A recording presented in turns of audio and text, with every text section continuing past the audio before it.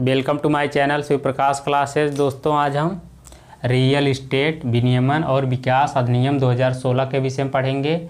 सबसे पहले दोस्तों पढ़ने से पहले समझते हैं इस अधिनियम को क्यों पारित किया गया। दोस्तों रियल इस्टेट सेक्टर में जो दोस्तों अवैध रूप से या निर्माण हो रहा था, कोई भी गतिविधियां हो रही थी कंज्यूमर के साथ, दोस्तों उनको ठीक ठाक से भेदभाव नहीं कर रहे थे बिल्डर, इन सबको दोस्तों विनियमित करने के लिए दोस्तों फ्री एंड फेयर मैनर में उनको प्लॉट अलॉटमेंट करने के लिए दोस्तों इस एक्ट को पारित किया गया था 2016 में। चलो दोस्तों देखते हैं। सबसे पहले यह एक्ट घरेलू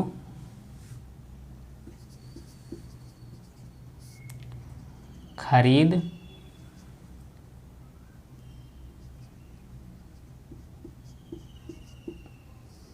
दारों के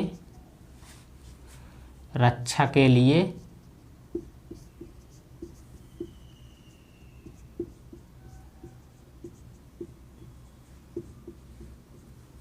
रियल इस्टेट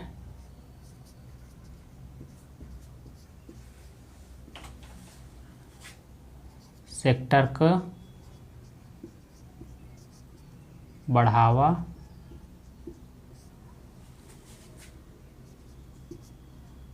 देने के लिए एवं इन्वेस्टमेंट निवेश आकर्षित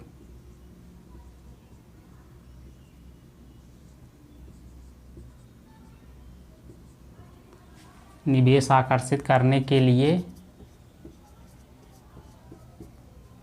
इस एक्ट को पारित किया गया था।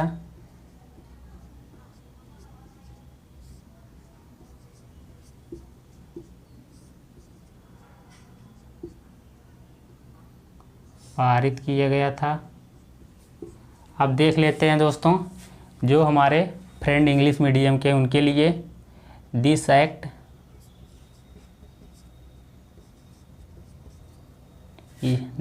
Establish real estate authority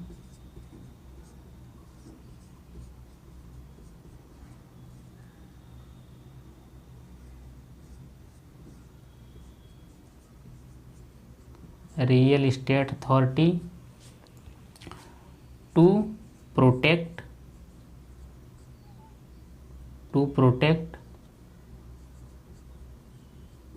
interest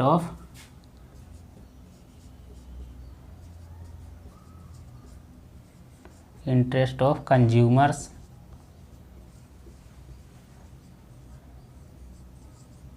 for promotion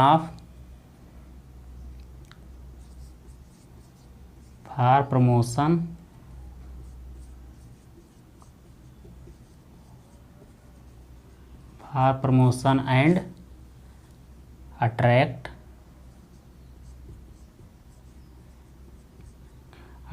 investment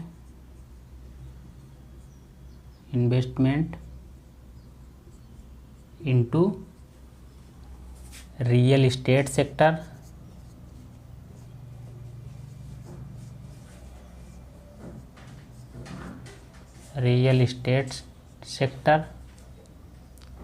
to establish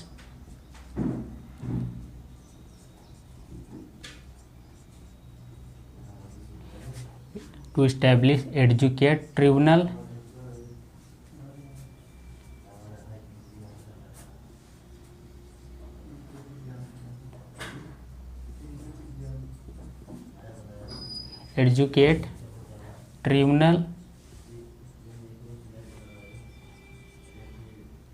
for redressal of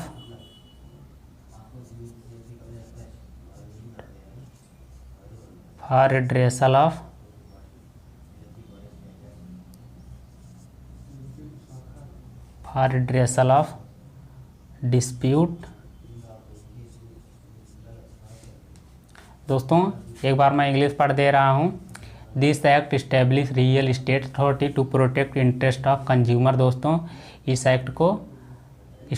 act के माध्यम से रियल इस्टेट अथॉरिटी का गठन किया गया था। किसके इंटरेस्ट को प्रोटेक्ट करने के लिए? कंज्यूमर दोस्तों घरेलू खरीदार होते हैं। उसके बाद दोस्तों for promotion and attract investment in real estate sector. दोस्तों रियल इस्टेट सेक्टर को बढ़ावा देने के लिए, उसमें निवेश को आकर्षित करने के लिए इस एक्ट को पारित किया गया। तो उसके बाद इसमें और क्या प्रावधान है? To establish educate tribunal for redressal of dispute. दोस्तों इसी के माध्यम से एक ट्रिब्यूनल का गठन किया गया है जो इससे डिस्प्यूट अराइज होते हैं, उससे कोई विवाद उत्पन्न होता है। आप लोग इसे नोट डाउन कर लीजिए। चलो दोस्तों देख लेते हैं इसका आप क्या प्रोविज़न है, प्रावधान। दोस्तों ये तो मैंने अभी तक इसका आइम क्या था, उद्देश्य क्या था, इसलिए मैंने इसे एक्सप्लेन कर दिया हूँ। चलो इसका प्रावधान देख लेते हैं।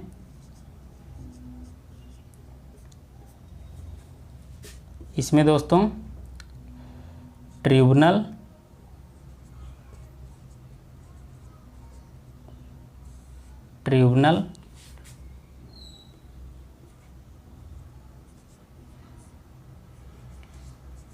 का गठन किया गया है विवाद त्वरित विवाद समाधान के लिए।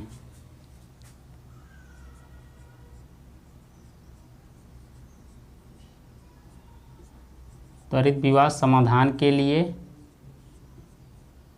ये दोस्तों कितने दिन में सेटलमेंट होना चाहिए?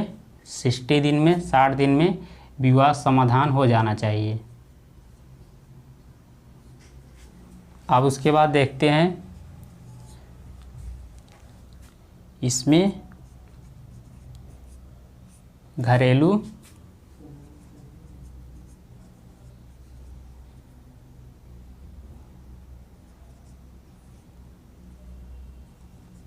खरीदारों से 70% पैसा जो लिया जाता है उसका उपयोग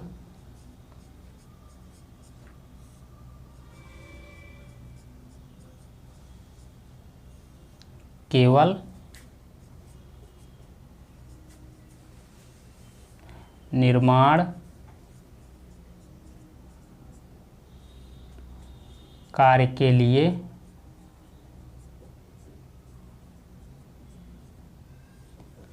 लिए किया जा सकता है।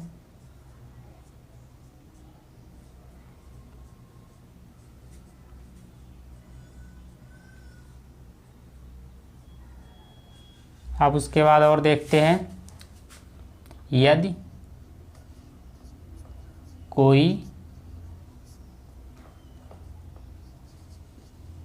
अपार्टमेंट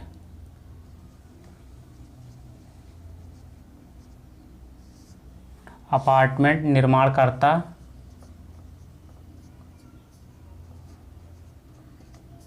इस एक्ट का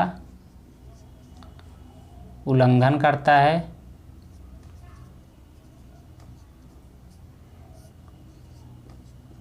उल्लंघन करता है 3 वर्ष की सज़ा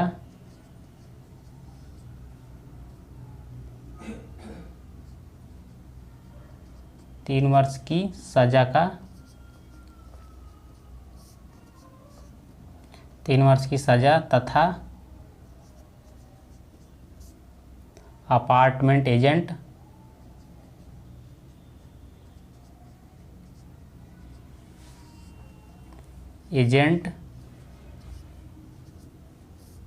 या घरेलू खरीदारों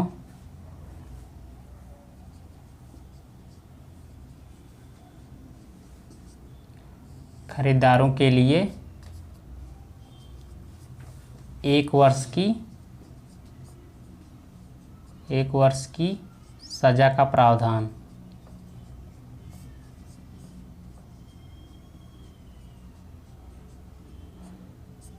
अब उसके बाद देख लेते हैं दोस्तों एक प्रावधान और है, एक प्रोविज़न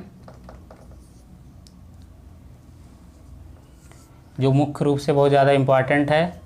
500 मीटर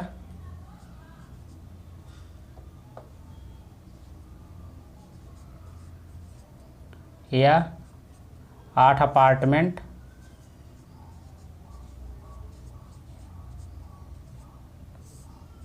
के बिल्डिंग को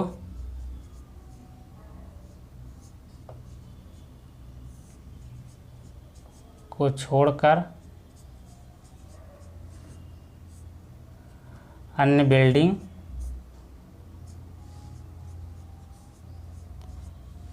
बिल्डिंग इस एक्ट के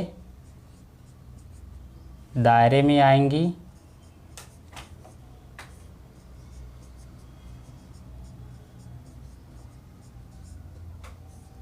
दोस्तों आप लोग इसे नोट डाउन कर लीजिए।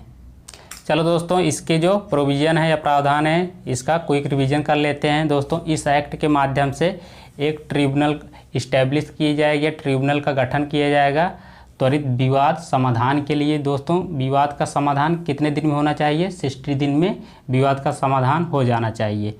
इसमें घरेलू खरीदारों से दोस्तों जो बिल्डर्स के द्वारा पैसा ले लिया जाता है उसका 70% पैसा दोस्तों केवल निर्माण कार्य में प्रयोग किया जा सकता है, अन्य दूसरे कार्य में प्रयोग नहीं किया जा सकता है। अब तीसरा प्रावधान देखते हैं। यदि कोई अपार्टमेंट निर्माण करता है इस एक्ट का उल्लंघन करता है, उससे दोस्तों उस रूल का फॉलो नहीं करता है रियल इस्टेट एक्ट का, उसे 3 साल की सज़ा होगी, या जो दोस्तों अपार्टमेंट एजेंट होते हैं या घरेलू खरीदार होते हैं इस एक्ट का पालन नहीं करेंगे उन्हें दोस्तों 1 वर्ष की सज़ा होगी। अब उसके बाद देखते हैं चौथा प्रावधान। 500 मीटर दोस्तों या 8 अपार्टमेंट की बिल्डिंग को छोड़कर अन्य बिल्डिंग दोस्तों इस एक्ट के दायरे में आएंगी। दोस्तों मैं अपना वीडियो यहीं पिन करना चाहता हूं। आप लोग को हमारा वीडियो अच्छा लगा तो अभी शेयर कीजिए, सब्सक्राइब कीजिए। आप लोग कोई भी डाउट हो, कोई भी सजेशन हो, आप लोग कमेंट सेक्शन में राइट डाउन कर सकते हैं। आप सभी साथियों का धन्यवाद।